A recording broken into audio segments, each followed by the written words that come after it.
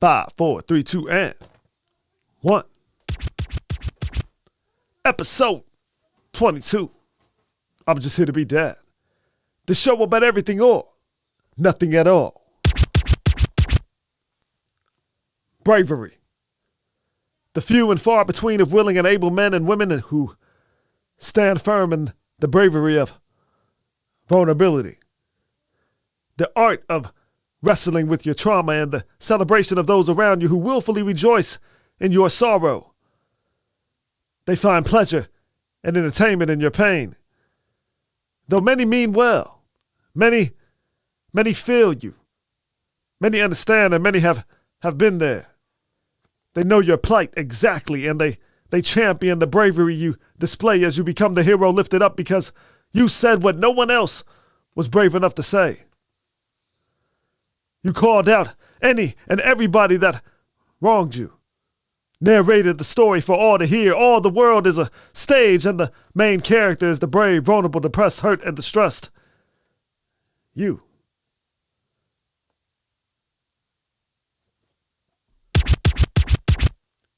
There is a whole industry built off of vulnerability, the dependence of men expressing their weakness, expressing everything that is holding them back. There's an app for that. There's a book for that. An influencer, a conference, a place for your sorrow. I'm not knocking the depth of and impact of mental health, nor am I minimizing anyone's life story. Yet, as a dad, it's the life story we are creating that must outweigh the lived, breathed, bled, sweat, cried, suffered. Even for some, we must focus on writing this story. The story where you're just here to be dad. And that's a life about everything or nothing at all. What if dad built everything on the comeback? On how he rose from those difficulties, the dad who empowered his vulnerabilities, making room for growth and strength rather than staying in the pocket and never quite reaching for what you could have become. A dad who learned from those life circumstances and trauma, and he changed the narrative, educated his seeds so that he keeps the narrative for generations to come. He changed the story. He refused to tell the story people were looking for, and he stopped promoting the pain because he found power in the progress, controlling the narrative. Far from denial, rather it's authorship. As an aside, if you're a believer, God has given us dominion over the fish of the sea and over the birds of the heavens and over the livestock and over all the earth and over every creeping thing that creeps on earth. So you damn sure have dominion over your mind, and we can dive into that on another show. But back to my point. There's something powerful in controlling the narrative. In controlling the narrative. The ownership and authorship. You're not pretending that the hard, painful stuff didn't happen. You're deciding what it means and what comes next. That's the difference between a scar that just marks an injury and one that marks something you came through. You're no longer a victim to the hard stuff. Everything that happened, and it's not happening. You are deciding what it means and what comes next. That's the difference between a scar that just marks an injury and one that marks something you came through, an irritated scab constantly picked at, and a timely healed wound. Think of a scab. I mean, picking the scab disrupts the wound healing process at many different levels. A scab is dried blood, a protective crust over a wound. Underneath it, your body is quietly doing the real work. New skin cells are migrating across the wound bed. New blood vessels are forming, and collagen is being laid down to rebuild the skin structure. I'm not saying don't do the work, but do the work, complete the work, then get to work. Don't rebuild a new structure only to pick at it like a scab because a new A new term compelled you to redefine and revisit an already healed wound. Don't pick the scab.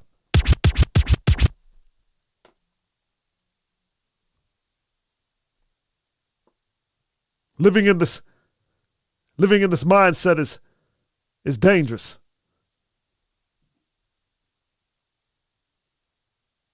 It's so dangerous that every time the wound rebleeds, the body has to redo the early stages of healing. Clotting, inflammation, before it can resume the rebuilding stage. Repeated cycles mean repeated delays.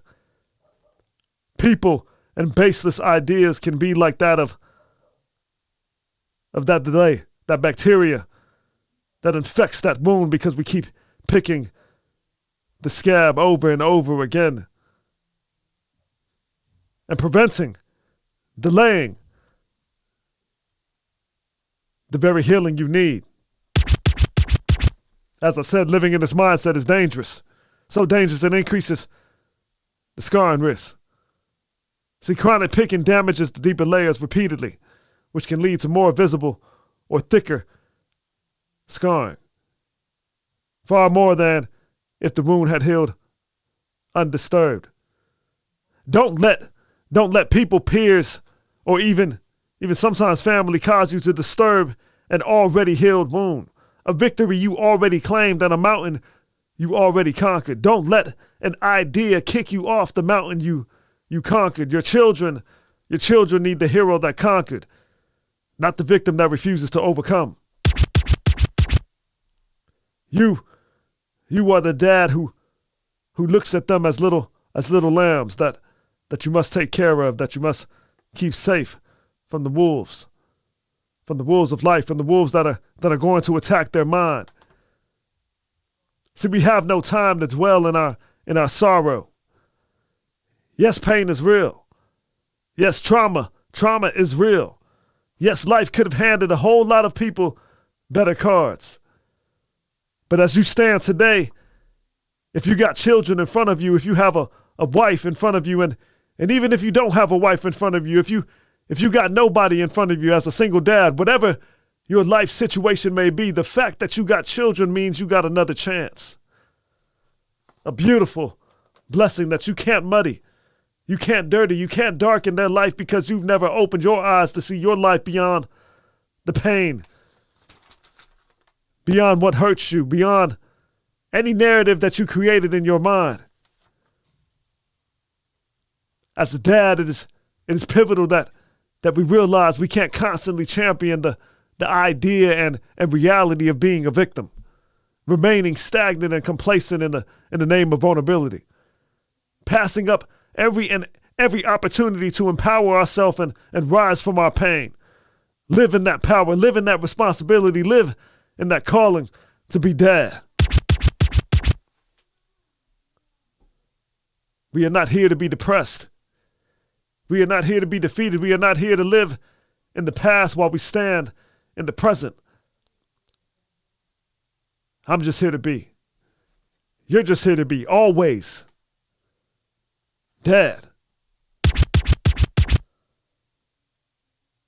We already lived as sons. We already lived as friends. We already lived as getting bullied if you were bullied growing up. We already lived as the little boy helpless if that was you. We already lived as that little boy abused if that was you. We already lived as that little boy abandoned if that was you. Whatever your darkest time in life may have been, we have lived and overcome, and now we got kids. We cannot allow them to ever experience anything close to the darkness that we have seen. We do not forget these memories. We do not live in these memories. And we do not, damn sure do not let these memories grow to be giants in our life. That of a giant human being pushing us around and telling us where to go, what to think, how to approach this life, how to approach and look at this life, this blessing in front of us. Now, we have overcome. We will teach our children to constantly overcome and never be a victim. Because that is the call. There is no bravery. There is no bravery in living in the past. There is no bravery in constantly looking at self and saying, I need help, when we have given our blood, our seed to other human beings. We have real life human beings to raise. There's no time to spend in yesterday. I'm far from a therapist, and as I said, I would never negate one's pain. Trust me, I know pain. But I don't want my kids to know that pain. I don't want my wife to live in that pain, and I damn sure don't want to live in that pain myself. The narrative, the story will be different every damn day, for the sake of our children, for the sake of our significant other. We stand in today and never forget that we have overcome yesterday, and we promise ourselves every day to make tomorrow a better day. That's where bravery lives. That's where courage thrives. That's the legacy that our children will stand on. I'm just here to be. You're just here to be. Dad. I'm just here to be Dad. Thanks again for tuning in to I'm Just Here to Be Dad, the show about everything or nothing at all. I'm your host, Anthony Yan, far from an expert, but just a dad talking to dads and aspiring dads alike. My story, your story, that dad's story, over a mic. I'm just here to be. I'm just here to be. I'm just here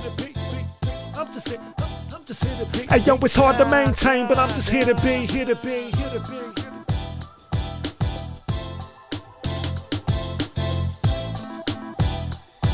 yo, it's hard to maintain, but I'm just here to be. I'm just here to be dad. Click, comment, subscribe, share. Instagram, Facebook, Spotify, YouTube. And for all things dad, visit